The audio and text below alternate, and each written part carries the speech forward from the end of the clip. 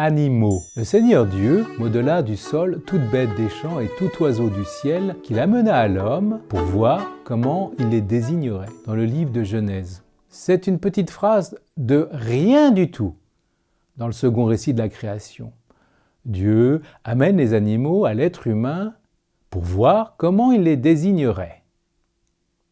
Ces quelques mots ont pourtant un sens énorme, selon moi. Pour voir comment il les désignerait.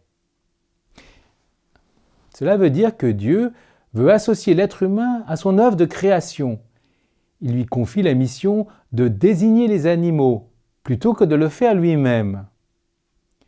Dieu est comme un père émerveillé par son enfant qui s'approprie le monde avec ses mots à lui.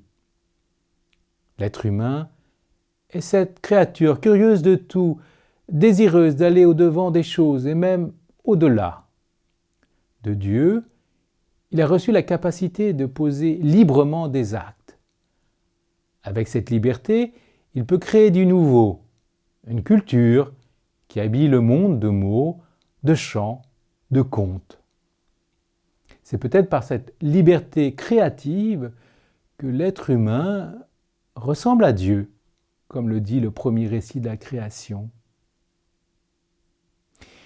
Contemplons ce Père incroyable qui a voulu susciter en face de lui non pas une marionnette sans volonté, mais un vrai partenaire, capable de prendre des initiatives, d'innover, capable aussi de dialoguer avec lui.